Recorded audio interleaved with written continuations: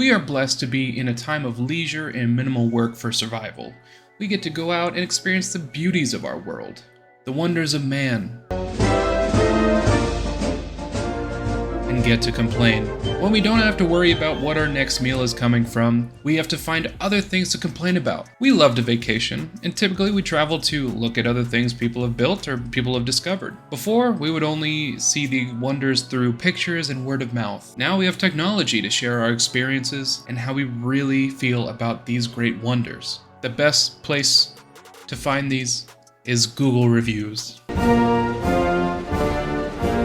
What's up, y'all? Welcome back to the channel. Sorry, it's been a while since I've posted.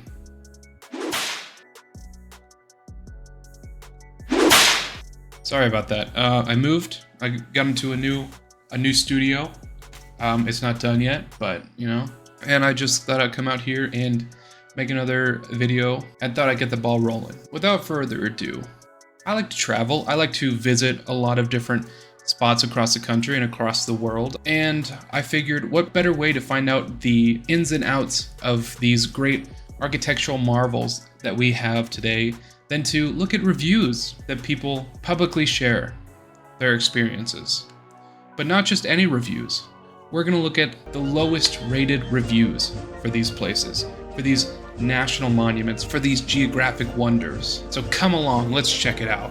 People somehow have the ability to find issues with every aspect of life.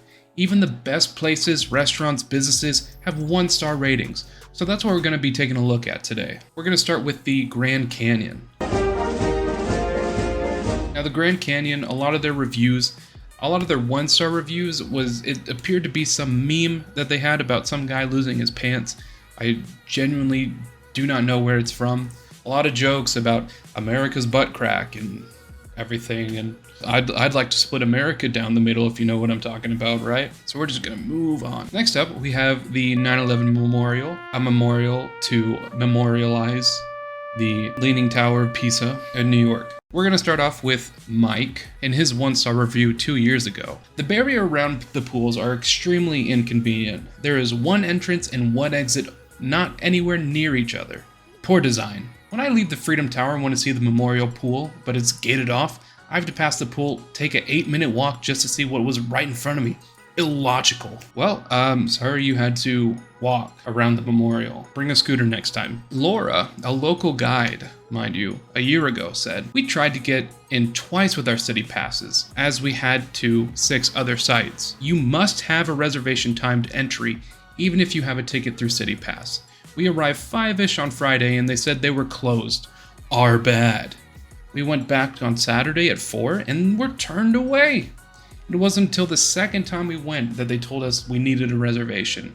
Thanks for nothing." In addition to that lack of helpful information from the employees of the 9/11 Memorial, they all seemed to really not like what they were doing. Perhaps if they were more helpful, they wouldn't have to deal with so many unhappy visitors. I am visiting from out of town and have found New York to be clean, helpful, polite, friendly. That is until I came to the 9/11 Memorial twice. Both times a profound disappointment with the staff. I'm finding a trend here with people not really upset about memorials or like how things are looking, but with the staff. Next up we got Charles, another local guide from 2 years ago. "Something just feels wrong about this place. I haven't done much research, but I hope the money collected in this place somehow goes to the families of the lost ones. I don't like the idea of making a museum out of this tragic day. If you're a spiritual person, you will feel the energy here is just different. I won't return." Now, everyone is entitled to their opinions, and what happened that day was absolutely terrible. Don't want to get into the politics of that. I mean, I think it's important to have memorials and structures, and also it's free to enter, I believe, so don't know what he's getting at making money off of it. But Dustin, another local guide from 4 years ago, "I'll never go back. Some people may love it, but it wasn't for me. Just feels like death everywhere. I didn't make it very far before I walked out." Again, another valid point, but I mean, it's important to remember, I think. I mean, we have a lot of historical memories. I mean, you look at Gettysburg, that was all not great in the Civil War, but it's there as a memory to serve to Those who forget the past are doomed to repeat it. I think that's a very important lesson. Now we have the 4 presidents carved into a mountain in South Dakota, Mount Rushmore. A lot of the complaints on here were just about the stolen land from Native Americans, and valid. Absolutely valid. But let's look at what other people are complaining about. This is about as silly as it gets. Let's go to land that native tribes held sacred, mine all the gold, and carve presidents' faces on it. Nothing but grand scale graffiti. All right, got that one out of the way. $10 for parking. Buddhist monk in full garb taking photos in front to press. Faces. In front to president's faces. We are melting pot, not salad bowl. Not a single employee at gift shop was able to speak fluent English. Okay, you're not able to speak fluent English. What is this?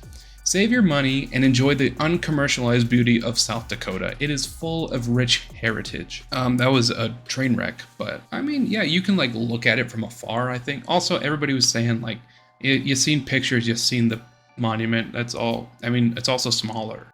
Once we go to Dakota. Jeffrey, 9 months ago, drove 12 hours to see the great Mount Rushmore. Every stop I made along the way was followed by an hour of my wife shopping at a convenience store. We ended up falling super behind on our timing. By the time we got to Mount Rushmore, a storm had moved in and we were not able to see the faces. I asked the staff to remove the fog so I could see the faces. This is a troll. They wouldn't help out at all. I also had to eat my Father's Day meal at the Mount Rushmore cafeteria due to all the local restaurants being full. I was hopeful that the employee would remove the fog by the following morning. Lo and behold, it got worse. The employees added rain to the fog. Horrible experience. Okay. Thank you, Jeff. Rachel, from 2 years ago. Way smaller than expected, and paying extra to park a little closer seems like a ripoff. I literally drove by it twice and didn't even notice it was there. That's how small it was from the road. Just because it's small doesn't mean it doesn't matter.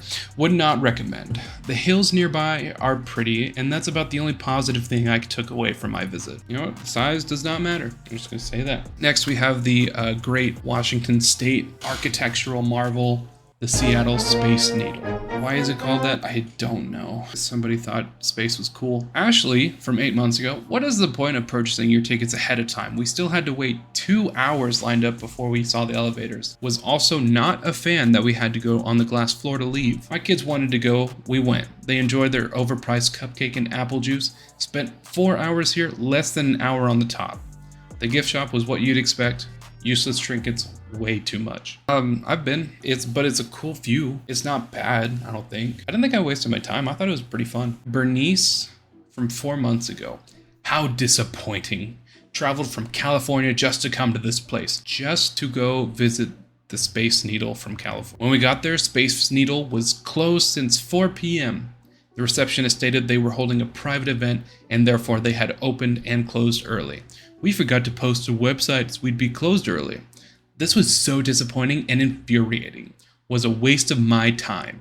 They should have definitely been more considerate since this is one of the main places us tourists are trying to visit. Seattle is a big place and Washington is a big state. There are other places to visit. All I'm saying, Bernice. Al, a local guide from 6 months ago. Do not recommend if you are a law enforcement professional. This business discriminates and only allows you certain law enforcement professionals to enter armed. Was told only King County deputies were allowed to enter off-duty armed. When I asked why, I was told it was private property, and was given no other explanation by the director of security, who was unarmed himself. What? Was told I could walk back to my hotel room and leave my firearm in the hotel. I was not staying in a hotel and I had walked several miles to this location, or I could walk back to my car and leave it in the car. Was then told I can escort you for a refund. This is quite simply discriminatory in nature. I guess only King County deputies are the only qualified law enforcement professionals in the Washington state. Get over yourself. What? Are you law enforcement or are you volunteer law enforcement, buddy? Ow. You don't need to carry a firearm everywhere you go.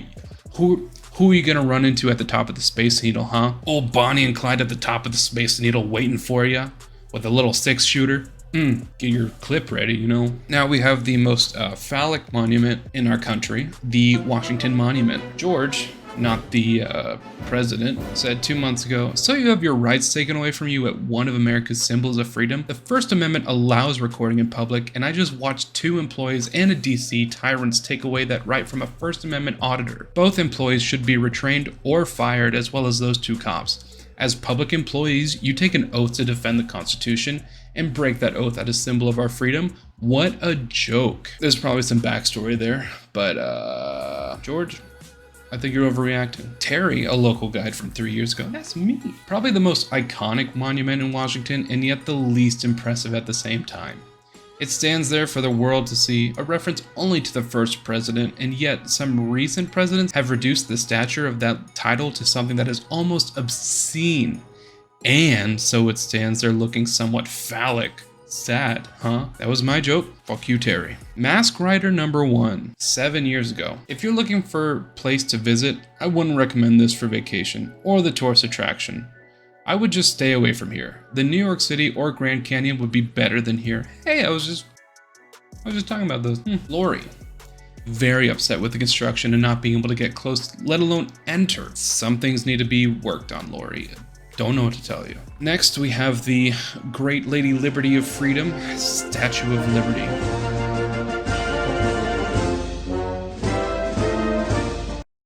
Gal said 6 months ago, "Very busy and crowded ship.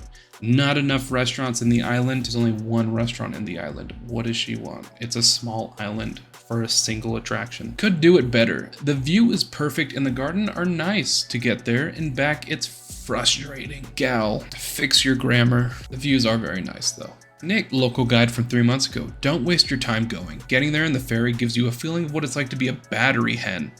What is a battery hen? You have to go through security twice to go up the statue, which is ridiculous as you couldn't go anywhere after the first security check. The organization of it all is absolutely abysmal, and directions for people wanting to visit are either non-existent or garbage. I just went recently and the directions were perfectly fine. I don't know what your damage is, Nick, but read a map. MD. "Scam bugs are just by the street to make you fool by twisting words and info to take you in their sightseeing van like tour bus tour. You will miss the action." I mean, the grammar is just like abysmal, so I'm trying to like make it seem character appropriate. "You will miss the actual grand tour that is possible by going for the real ticket booth. Please do not be cheated by the people who are standing by the road to cheat you. Go to the ticket booth, place it, and the cruise to the student." Bro, there's too many those. "Go to the ticket booth, place, and take the cruise to the Statue of Liberty. Stay away from the imposters/scammers. Thank you, MD Islam." Might have been the wrong accent there. Moises, local guide 3 months ago. "New Jersey side is closed. Rode the metro and subway using the Google app to get in the closed section of the ferry service. 1 major star for the inconvenience and waste of money. Google, you owe me money."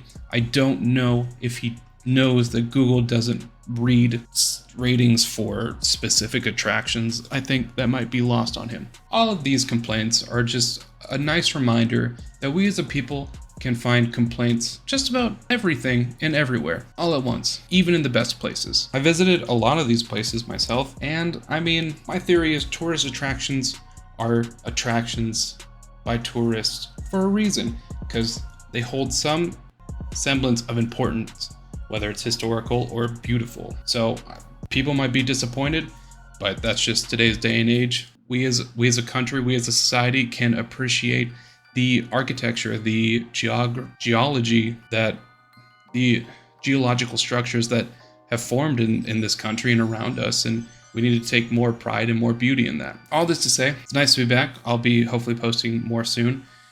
Be sure to subscribe so you can stay up to date on any new videos or any new content that I may be pushing out. So until next time, I'll see ya.